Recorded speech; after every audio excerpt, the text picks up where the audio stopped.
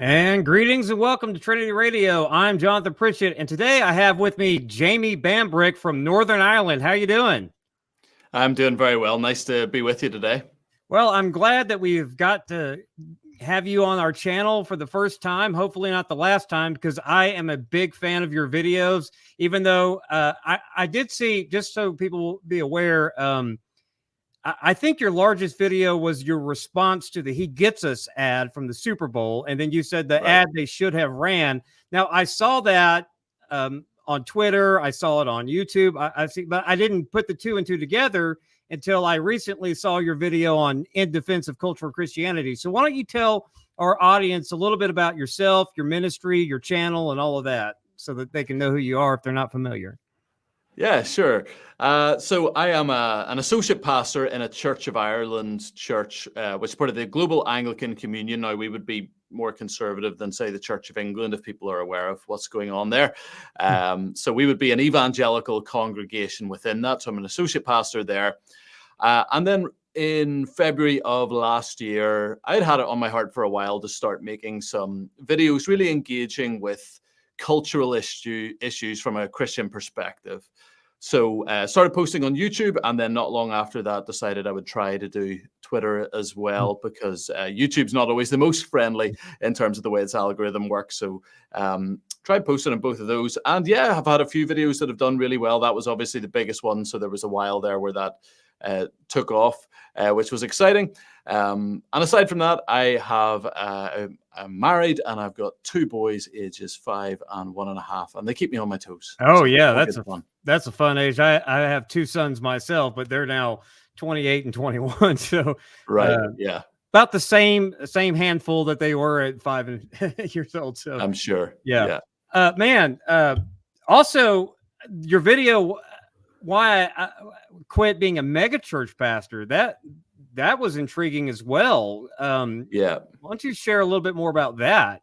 Because now you introduce yourself as associate pastor, so that's quite a change. Yeah. So I mean, I grew up really in a large church here in Belfast, which would have been a little bit over 1,000 people, between 1,000 and 1,500 people, but that would be one of the largest churches in our context, right? Yeah. And it wasn't really stylistically a mega church whenever I was growing up there, but developed to become a little bit more so.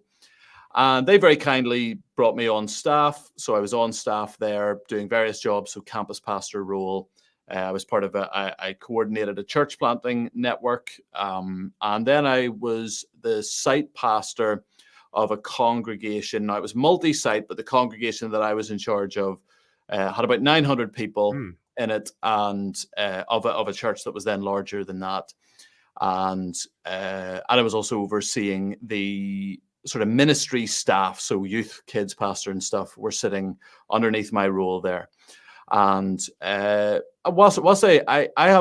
I mean, the video, I think, is quite a balanced take on it, where I'm genuinely thankful for a lot of the people there. Came to faith in that movement, was discipled, you could say, to a large extent in that movement.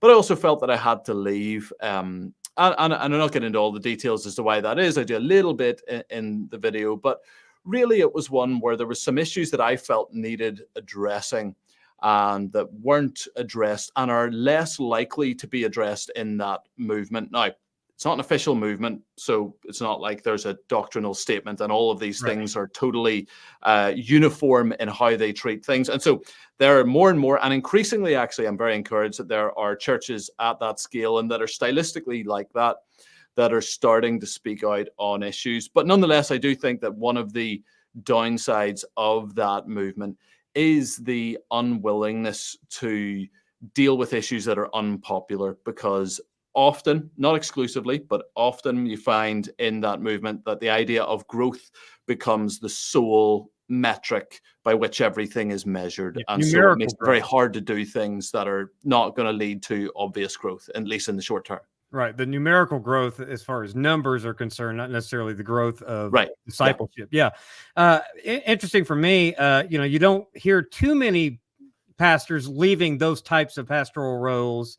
It's always in our context. I grew up in like teenage years was Bible churches, what so-called. I don't know if you're familiar with Steve Lawson, but he was the pastor of the Bible Yeah. Little Rock. That was a is that Calvinist dispensational John Hmm. MacArthur brand that was a pretty sizable church in Little Rock. And then I moved to Southern Baptist churches, both Reformed and not Reformed. And, so I've been at churches mid-sized, been at churches Right. small, been at church, and now I currently attend one of those multi-campus things. And I thought that your video was fair because I, coming from the Southern Baptist background where I've been at churches as small as 75 to 100 people, Hmm. I resonated a lot with the complaints. And yet I also saw in the church that I'm at, resonated with how you kind of were balanced and that they're not all like that, because the one that I attend is not at all like I thought it would be when I first started getting invited to go. Right. I guess because I came from a smaller church context more recently, I was geared up I'm not going to like it. And I know the pastor watches and he knows that I'm not into contemporary music at all anyway, but I'm let's sing 2 hymns and only the first, second, and fourth stanza, and that's it. But but of course, in the American South where I'm from, I'm kind of in the Midwest now, but I'm from when you were getting into cultural Christianity, I don't know anything outside of that context, but it was interesting, this dialogue with Richard Dawkins on a program where he had talked about cultural Christianity. And that had led me to your video on a defense of cultural Christianity, because you expressed a lot of the sentiments that I had, because cultural Christianity, for all of its ills, and having been in all sorts of at least Baptist type churches or whatever, but in the U.S., I think Southern Baptist, you can find everything from elder rule to just free-for-all congregationalism, because Southern Baptist churches are hardly monolithic. That culture, I've seen Christian nominalism exist in all of them, but yet at the same time, the ability to reach people with the gospel in that context, I really liked what you said about that, because it rang true to me, because I saw that where there are a more, a larger density of churches and Christians, even exponentially increasing the number of nominal Christians, it also increases the possibility for true believers. And the cultural context of that gives us, if you want to use the language of common grace, I mean, when I was growing up, we weren't afraid to, my parents let us play outside until after dark, whereas now, so there is some sort of benefits to that. Let me just get your initial impressions. You want to just sketch your defense of cultural Christianity before we get into the particulars with. Yeah, sure. So I live in Northern Ireland and grew up here, which is functionally the Bible Belt of Western Europe. Now it's much smaller. It's maybe the buckle of the Bible Belt. It's a very small portion, that little bit that goes in through the hole. We only have 1.8 million people in the entire province, right? Oh, wow. But it is approximately 50% of the population here profess to be a believing Christian. Now, you could get into the weeds on that. You can look at how much of that is nominal, how much of that is perhaps has some weak theology, but nonetheless, that's a very high percentage compared to, say, the rest of the United Kingdom, where, church attendance here is probably about triple that per capita of the rest of the UK. So we have, what I was told and what was sort of commonly expressed growing up was, well, it's all dead. It's all dead religion. It's all nominal. There's a lot of Christianity in name only. And of course, whenever you have a culture that is like that, you do get a higher degree of that. But what you also get a higher degree of is real Christianity. You get a higher degree of people actually believing and actually following scripture and actually attending church.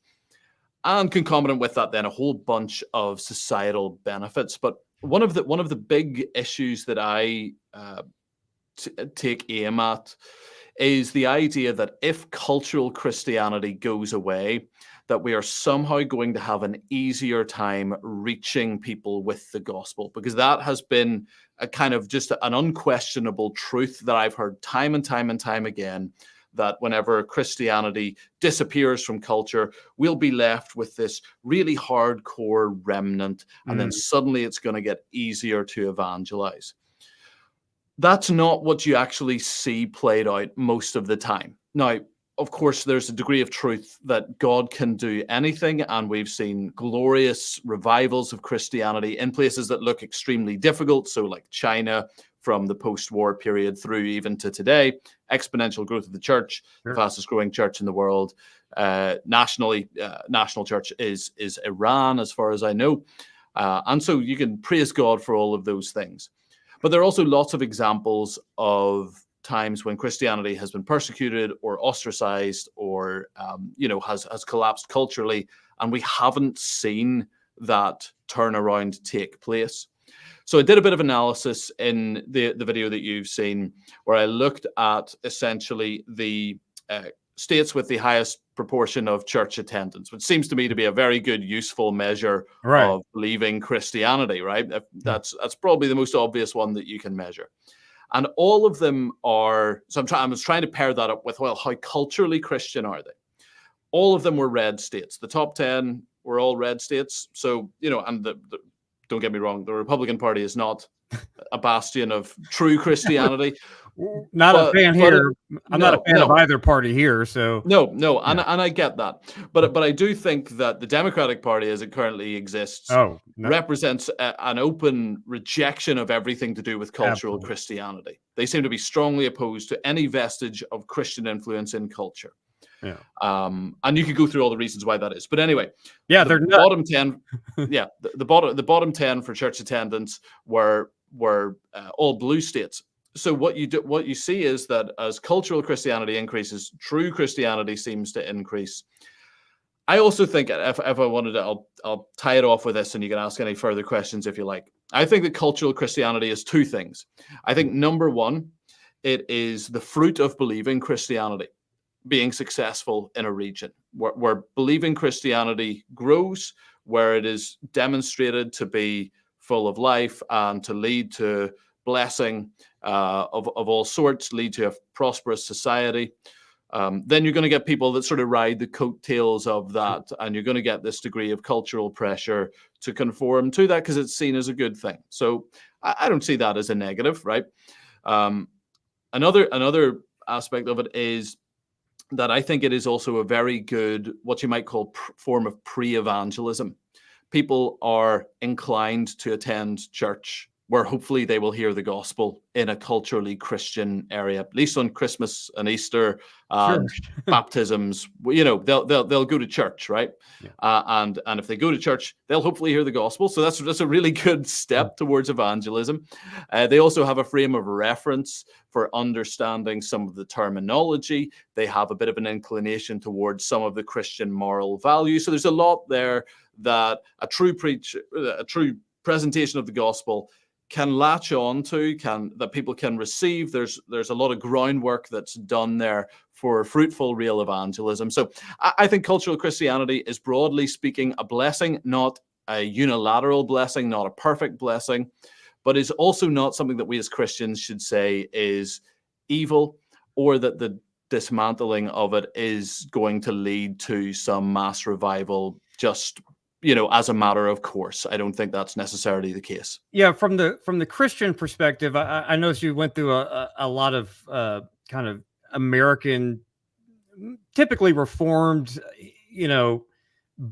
belly aching about cultural Christianity and how they're glad to see it gone. And I'm sitting here thinking, well, you'll miss it when it's gone. And then you find yourself in the cultural context that we are, at least, and I don't know how bad it is over there, but with like just ultimate collapse of biblical sexual ethics, the collapse of just, it's kind of a stupid postmodernism. I mean, there's no other polite way to say it, to where it's just, I mean, some people use cultural Marxism or whatever, but it is just a boneheaded relativism that is, I mean, I don't even know that it rises to the level of like a Foucault. I mean, it's just insane worldviews out there. I mean, it's just chaotic paganism. It was like the Iliad all over again. It's just a chaotic worldview of multiple gods, even if they deny the existence of. They have their new pantheon, and it's all I mean, if Paul can say greed is idolatry, then you can plug in anything you want there. Sex, money, power, greed, all forms of idolatry that's just run rampant. And there is a difference between red state and blue state, because I mean, typically they're safer, and you can still have rational conversations with people. I mean, I don't know. I do remember that you did play, which I think is a form of elder abuse, in some of the Episcopalian churches in the Northwest, the Sparkle Creek. We did a whole video on that. Right.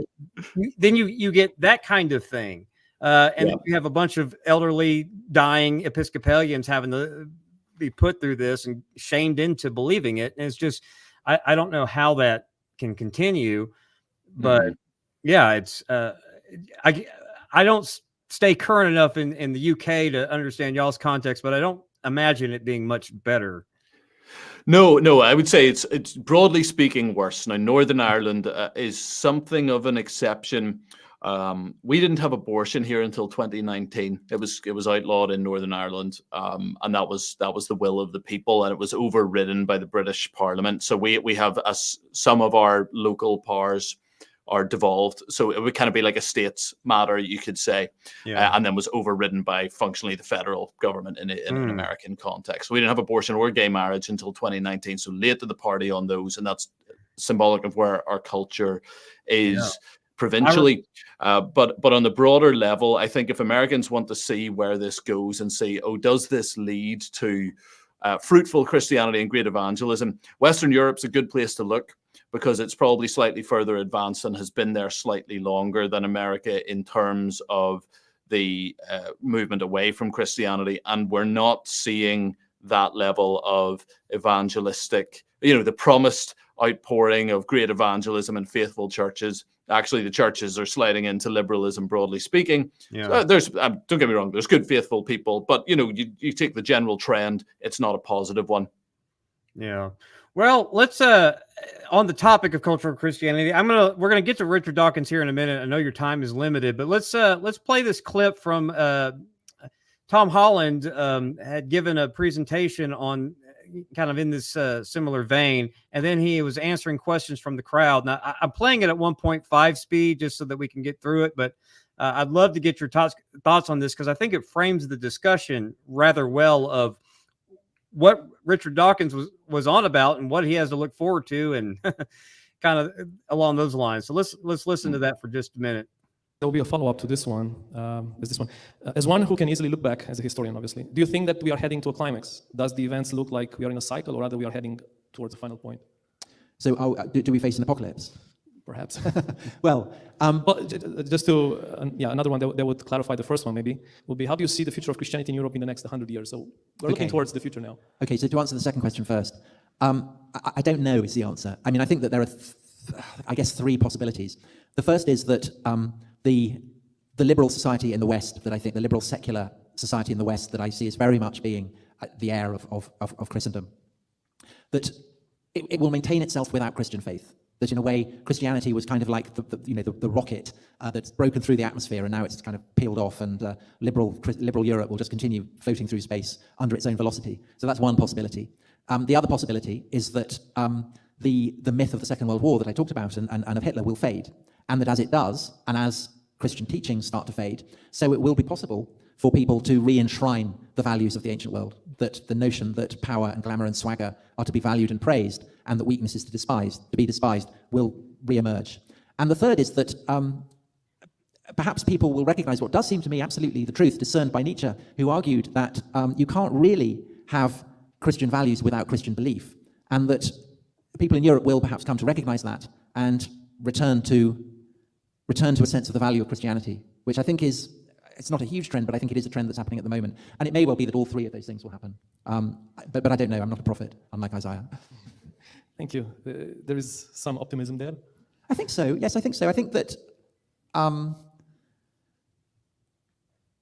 think that you only really perhaps start to value something when you sense that you're losing it. And I think a lot of people, certainly in my country, and perhaps further in other countries, Western countries as well, there is a sense that something is being lost as Christianity diminishes, and a recognition that a lot of values and assumptions that people had assumed were just kind of hardwired into our brains, that they were just human nature, that actually they're quite culturally contingent and that they're dependent on Christianity. I think there is a kind of growing sense of that. So he lays out three possibilities that it's going to just go on as before. It'll be fine. He kind of used the similar language like the rocket. Daniel Dennett once said Christianity was a nurse crop, but now that, you know, the Enlightenment has made the nurse crop unnecessary. But the second possibility is a return to a pagan worldview. He had talked about comparing Western Europe and its Christianity, how it influenced the culture in comparison to the ancient Greeks, for example, in his talk. And that's kind of what he's responded to, the power and all of that. And then he said the most likely was the Nietzsche vision of, well, you can't keep these things that you like without the Christianity that's kind of the engine for that. And he seemed to think that that was the most likely. And then what he said in the follow-up statement was something that I think leads into what Richard Dawkins is going to be lamenting when we get to his clips, is that kind of what I said earlier. Well, there's a sense of loss when Christianity fades, and you know, there's a chance for revival, but you will miss it when it's gone. Do you think those are three fair trajectories?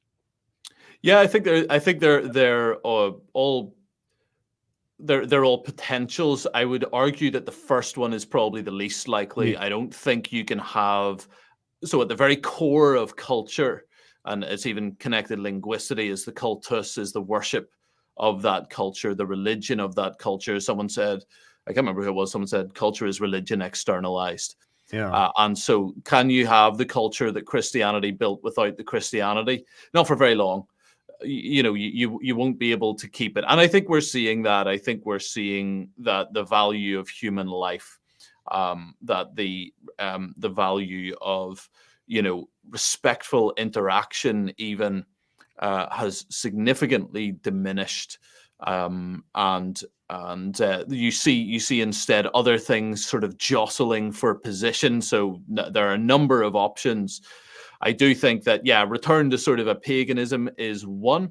I think you could get also potentially Islam in Europe is certainly a very present threat and a growing one. And that is both due to mass immigration and also birth rates between, say, the native population and then the Islamic populations that have come in more recently.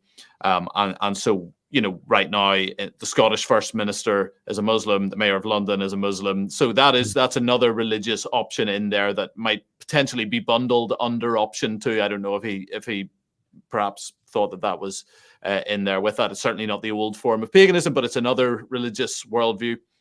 And I definitely think we are seeing the rise of a degree of paganism. I think there is much more open sort of a slightly modernized version thereof, where it's ayahuasca and DMT and all of these things that are becoming popular. So there's a degree of that too.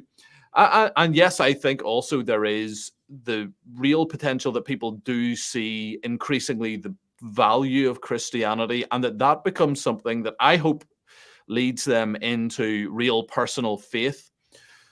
There are potential examples of that, and it's kind of hard to gauge because obviously we don't know what's happening in people's lives, but Ayaan Hirsi Ali would be a good example of this, where she was a former Muslim, went then into the New Atheist movement, and has quite recently, within the last year, I believe, professed faith in Christ, and says that she does so because primarily of the cultural influence of Christianity, that she sees that is a good thing. And so I think that's very much a point of contact for people, and something that this is partly why I think the church is making a big error whenever it says cultural Christianity is a bad thing, because the world is starting to recognize, no, it's actually a good thing. And it becomes a gospel opportunity. It becomes a chance to go, right, you like cultural Christianity? Sorry, you can't have it without the Right. Christianity bit.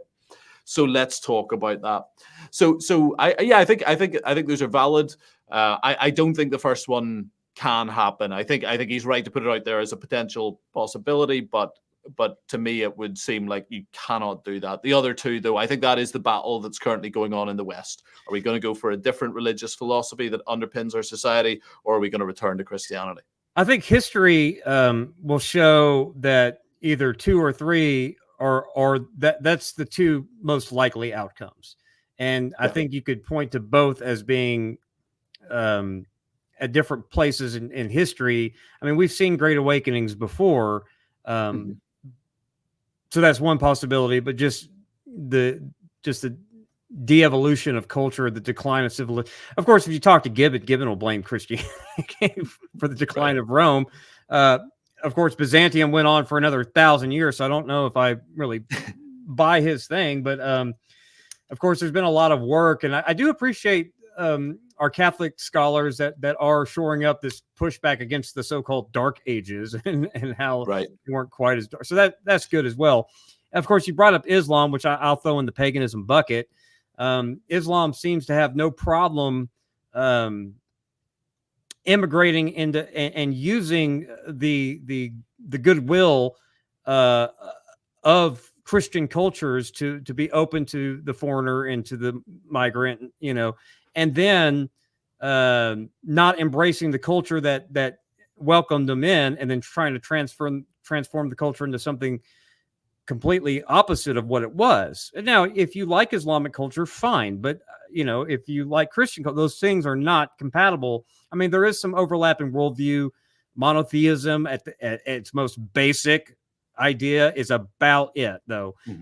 But if you look at Islamic countries, they live in a way that is foreign to what Christendom has produced in the West, and you won't like it, but they have no problem coming in. But then again, if you look at even situations around the world, Islam is not necessarily welcoming to other Muslims when they want to migrate from country to country. I mean, nobody wants the Palestinians, for example. Right.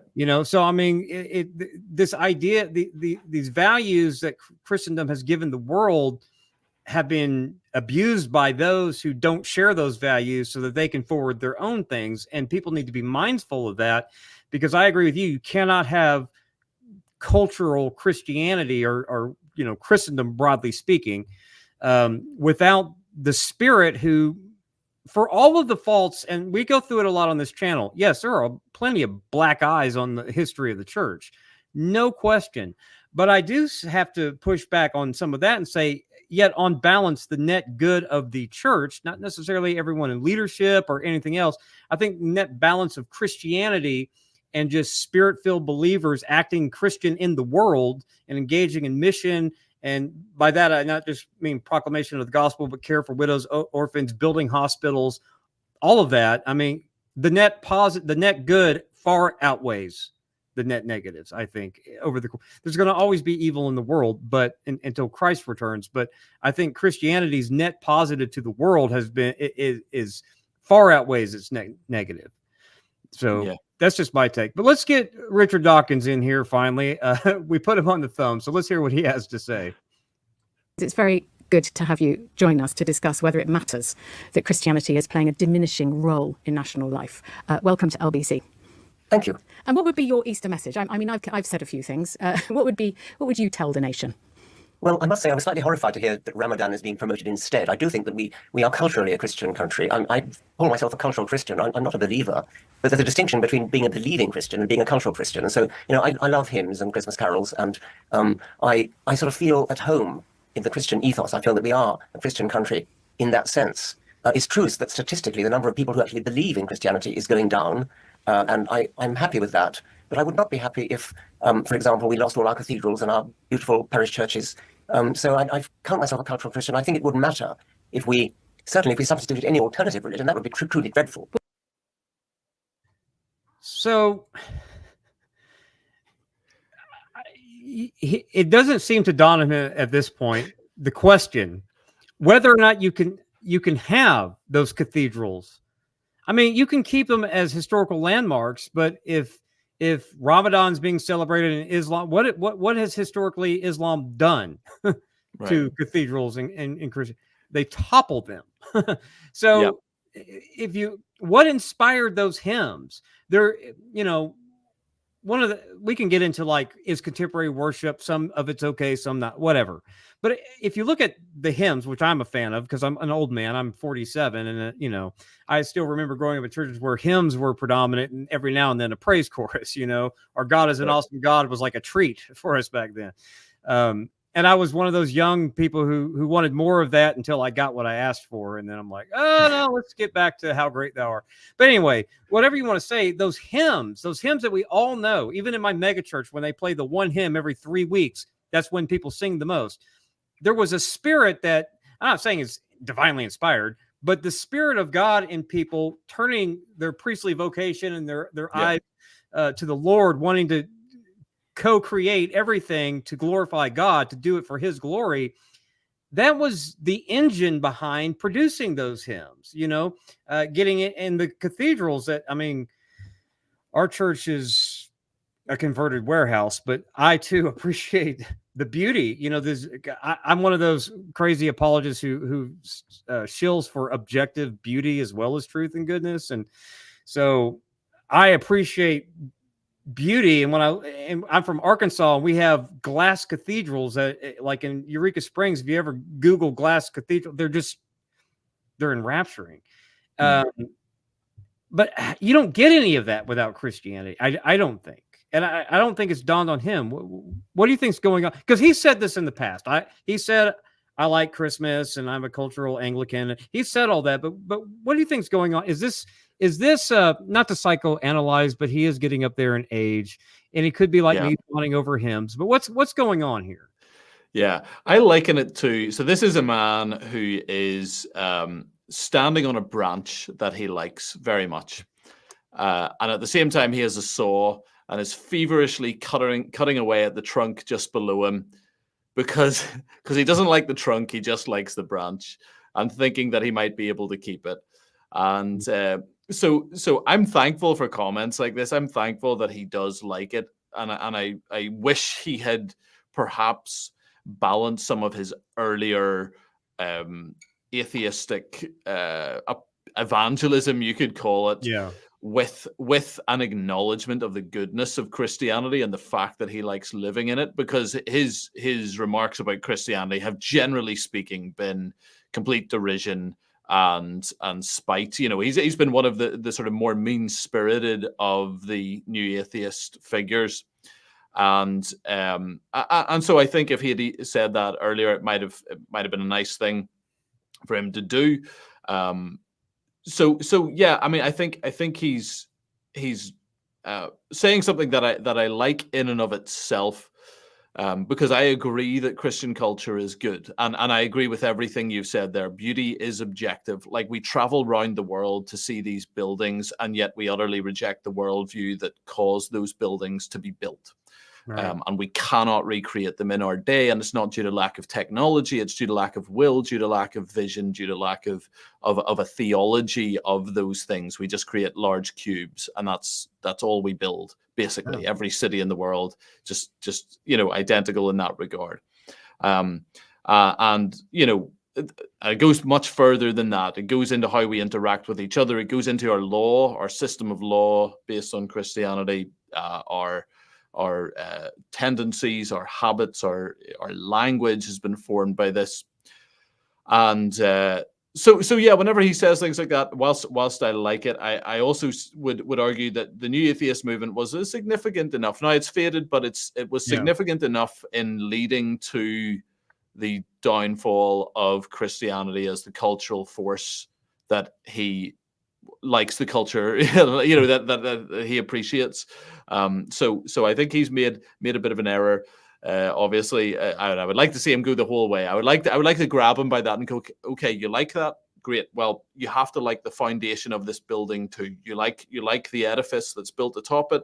Well, you have to go the whole way down. Well, I cannot have one without the other. I can imagine his response to that, given what he's going to be saying in the next couple of clips, which just kind of cements these ideas that it's like there's a disconnect with this idea that you can. This is, I think, a problem that Christians have, where they can compartmentalize their faith from this is where I think one of the underlying causes of nominalism is the idea of compartmentalizing your faith from your public life, and for poor Richard Dawkins, I mean, he's being 47, I remember the 90s and early 2000s and the mid 2000s when he was, all the rage for that. And he was what I would align with more politically to my left for sure. But he was with the left. But now he finds himself with basic facts of biology getting hammered by people that he would essentially have agreed with 25 years ago or 15 years ago, even. Now the left is coming after him. And I've seen various times on Twitter and on YouTube spaces where atheists have kind of bickered among this almost reminds me of Christian YouTube, the way that they're bickering over what to do with the various sexual identities and all of that Richard Dawkins has run afoul of people within his own camp for this. And I think he's wondering, how did we get here? So, but let's listen to what he has to say a little bit further on. So to my supplementary point, which is that, as we know, church attendance is plummeting, but the erection of mosques across Europe, I think 6,000 are under construction, and there are many more, are being planned. So do you regard that as a problem? Do you think that matters? Yes, I do, really. I mean, I have to choose my words carefully. I mean, if I had to choose between Christianity and Islam, I choose Christianity every single time. I mean, it seems to me to be a fundamentally decent religion in a way that I think Islam is not. I think you're going to have to explain why you say that, Professor Dawkins. But why is Islam fundamentally not decent like Christianity? Yes, I mean, the way women are treated. I mean, Christianity is not great about that. It's had its problems with female vicars and female bishops and things. But there's an active hostility to women, which is promoted, I think, by the holy books of Islam. I'm not talking about individual Muslims, who, of course, are quite different. But the doctrines of Islam, the hadiths and the Quran, is fundamentally hostile to women, hostile to gays. And I find that I like to live in a culturally Christian country, although I do not believe a single word of the Christian faith. Yeah, it's nice. We kind of addressed some of this earlier about the differences between Christianity and Islam. I have a whole presentation that I give. He talks about the treatment of women, the treatment of homosexuals and things like that by Islam versus Christianity, where I go through Hollywood films from the 70s till about the 2015, 2016, where somewhere around the Trump presidency in the United States, homophobic jokes decided to be bad for Hollywood, even though they had traded on it for 50 years. And I play all the clips of heroes and, lead characters and the cool guy in the movie, from comedies to action movies or whatever, of how many slurs and scenes of the cool guy bullying the gay. And I was like, they point to the church as the quote unquote gay bashers, the homophobes and all this. And I was like, I grew up in the rural South, Arkansas. I didn't marry my cousin and I do wear shoes, but most of the other stereotypes fit Arkansas. Okay. And it is as country as you can get. And yet that wasn't a thing, except we were influenced by Hollywood. Right. So I always tell people when I hear the apology tour of Christendom saying, yeah, our response was awful. And I'm like, no, we were never the villains of this story. Here's the villains. And I play all these Hollywood clips. And I'm like, if that infected the churches because we bought too much from the secular culture up until 10 years ago, decided it was okay to be gay bashing and homophobic and make fun of the homosexual community, because we were never the villains, or at least not widespread compared to the larger secular culture up till about 2015, 16. So yeah, I kind of appreciate when he says, we may not agree with certain lifestyles, and then depending on where you are in the complementarian egalitarian debate, but for us, that's a secondary issue by and large, even though some people want to push it to the fore. I'm happy to let that be a secondary, tertiary issue. Christianity has built into it a fundamental decency of how you, even if you want to use flippant slogans like love the sin or hate the sin or whatever, but it's still that cultural way of thinking that we treat people fundamentally decently, because I always told anybody, you could go into the most country Southern Baptist church, and if you are, a homosexual or, you go in there, maybe you're just kind of like what we used to call a stoner, tattooed up, long hair, listen to heavy metal. You walk in, you'll have 9 church ladies falling over themselves to shake your hand, just because they're glad to see you. Absolutely. Yeah. It's interesting. There's a book called The Myth of the Dying Church. It's an interesting study, actually. Glenn T. Stanton. And in that book, he talks about someone who's a practicing homosexual is 2.5 times more likely statistically to go to a church that disagrees with them on this issue. And it got me asking the question, well, why is that? And I think there's a couple of reasons. I think number one, when they're going to church, they are actually looking for Christianity. Right. So they go to churches that believe it. But number two, I also think that Bible-believing Christians are actually much more welcoming and much kinder. And because they obey the Bible in one area, they also want to obey it in the other. So they recognize that, yes, this lifestyle's a sinful lifestyle, but at the same time, they are caring towards that person. They want to see them reached with the gospel. So, yeah, I think the idea that Christianity is a nefarious force, it just doesn't bear out at all. Historically, it doesn't bear out theologically. You can't find the foundations in Christianity of mistreating other people as being something that you can justify scripturally. Now we have things that we agree with and disagree with, and we'll say what the truth is.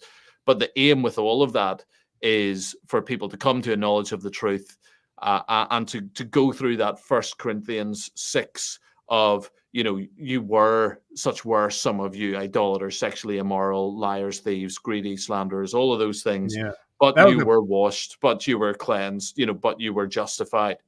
That's what we want for people. And that is, generally speaking, I think, how the church has treated people. And also, you definitely can't get there from an atheistic perspective. Like, I don't understand atheists making moral judgments whenever atheism, philosophically has no moral foundation at all. Dawkins is just borrowing from Christianity to argue for what he would like, essentially, and pretending that you can do so as an atheist, which you can't. Yeah, I think that's part of what Tom Holland keeps harping on in a lot of his discussions as well, because atheistic philosophers can have all kinds of fun and games trying to give, whether you're Sam Harris or whoever, trying to come up with moral realism schemes that don't involve any sort of theism, but they never hold up under scrutiny. So yeah, this idea that you can have, because like you had mentioned earlier, Christendom gets into our laws, right? It seeps down into our politics, and a lot of the things that we take for granted now, a lot of people like Richard Dawkins that he took for granted, comes from a serious reflection on biblical material and how to incorporate that into public life. And if you're not going to take which he obviously does not take the Bible seriously, he doesn't understand the foundations of the things he loves. And here's, I think in this next clip, he kind of tells us what he thinks about that. So I want to play this next clip. Alan, should we say something about fundamentalist Christians who, we could see abortion rights, reproductive rights being rolled back in Republican states in America. So Christianity is still not without its problems when it comes to women and their rights. Well, you didn't ask me about Christianity in America. That's a different matter entirely. Okay. All right. Well, I'm sure you've got some fundamentalist Christians here too, but not as public. Well, insofar as fundamentalist Christians oppose evolution and think that the world was created 6,000 years ago, I mean, that is pernicious nonsense, of course. So if you take an old Earth view or a young Earth creationist view, it's pernicious nonsense. Yeah. I Dawkins, he's found a fundamentalist Christian here in the UK. If he's looking for one, I'm going to be honest. I tick those boxes, not 100% on the edge of the earth, but I lean strongly with plenty of charity, and of course, abortion. Yep, I don't think we should kill babies. Right. That's insane. There's no what's the argument that's acceptable? I mean, scientifically, this is a different human being, right? Right. There's no argument. It's human. It has different DNA. It has its own set of literally everything, and so if you believe that it's wrong to kill, then you should take that the whole way. Well, You know. I think that there have been a number of pro-choice advocates that I've noticed who have accepted the premise that, yes, it is a human life. I mean, it's not canine, it's not, you know, amphibian or whatever. It's human life. They just don't care. Yeah. You know, that's it. In our context, you know, we talk about red states, blue states, and Christianity in America. Our context went from when I was growing up, the pro-choice argument was safe, legal, and rare, to now abortion on demand whenever you want it and make taxpayers pay for it. So, you know, all the way up until even in some cases after the baby was born in a botched abortion, will make it comfortable and then make a decision. And you're just like, that's a, I mean, I joke about 47 being old, but I have people older than me telling me I'm still a young man. So, but that's in my lifetime, I have seen it go by, and that's not a long period of time for this kind of decline of civilization to go. And it goes back to a general devaluing of life that we see, right? So I mean, the original argument was flawed. Safe, legal, and rare was never going to last, because if it should be legal, why should it be rare? Like, why? There's no argument that if it's immoral, it's immoral, full stop. You know, rare is not a good enough. Murder should be legal, but rare is that's not an argument. You can't make that. But we're now seeing that devaluing of life going on into things like euthanasia in Canada, and that always gets pushed further and further. So Canada is a prime example of this. We have a couple of examples over here in Europe as well, where these are, you know, it starts off with, oh, well, you know, terminally ill, weeks to live, suffering. And then it goes on to, you know, offering it to people struggling with depression, homelessness, or just, you know, young, healthy people. Oh, we don't need to treat you. You can end your life and we'll do it for you as the state. and so this is what happens when, as we've said, when you remove Christianity from the foundations of the culture, the whole thing does collapse, and it collapses pretty quickly. To be honest, it doesn't take that long. A couple of generations, you know, you suddenly see that you're in a different world entirely. Yeah, it seems to have happened fast, but I mean, at least you could have, you know, I agree with you. There was never a good argument with the safe, legal, and rare, but you could sense that at least 25 years ago, during what we call the Clinton era, they wanted to have the pretense of morality, right? At least a pretense that this is bad. We recognize it's bad, but that's not the case anymore. Now it's celebrate your abortion. And that's you know, and then if you have suffer from depression, you may be otherwise physically healthy. Let's just go ahead and take your life, because even life after the womb doesn't matter, which, by the way, if you want to give people the right to just off themselves, you've taken away that whole argument about against pro-lifers. Well, you don't care what happens to people after they're born. Yes, we do. We don't want the state putting them to death because they're sad, you know. So that argument's off the table, since you're ready. You're so willing to end life at any point, you know, just on a whim. So we got, I think, one more clip from Dawkins, and I know you got to run, so I don't want to hold you up too much. Right. Well, so I think I see where you come from. I like the phrase, you're a cultural Christian. I think I'm a bit more than a cultural Christian, although, you know, it does, my belief waxes and wanes. Would it be a good thing or a bad thing if we became a less Christian country? And just on the, you know, the foundation of this nation, with the king being the head of church and state, do you think it provides a solid foundation and we would lose something if, let's say, there was a Muslim majority? Well, yes. I think the king, when he was Prince of Wales, was actually rather sympathetic towards Islam, and one of the problems I felt. No, I think it would be a terrible thing. And insofar as Christianity can be seen as a bulwark against Islam, I think it's a very good thing. In Africa, for example, where you have missionaries of both faiths operating, I'm on Team Christian side as far as that's concerned. Team Christian. But he again, it's right in front of him, though. In another clip, he calls all, not just young Earth creationist types, but he calls all Christian beliefs nonsense, right? But yet he wants to cling to that. He thinks that if Islam, for example, replaces Christianity in the UK or in England at least, he definitely sees something of value. And this idea, he's on Team Christian as a bulwark, that's just using Christianity as a utility. And a lot of Christians have done that for disastrous results as well.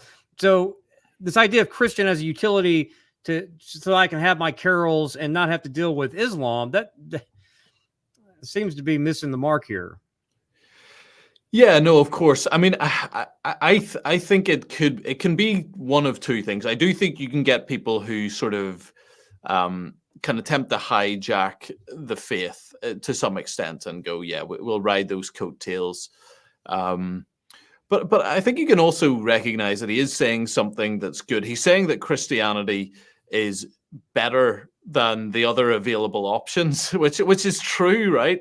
So then it's just a case of pushing him the whole way on that, which you know, I think he probably is not unwilling to be open to, but I think it's possibly more plausible now than it was at an earlier stage in his career when he was really just making his bread and butter off of you know, bashing Christianity. I think he's now recognizing that there's value in it.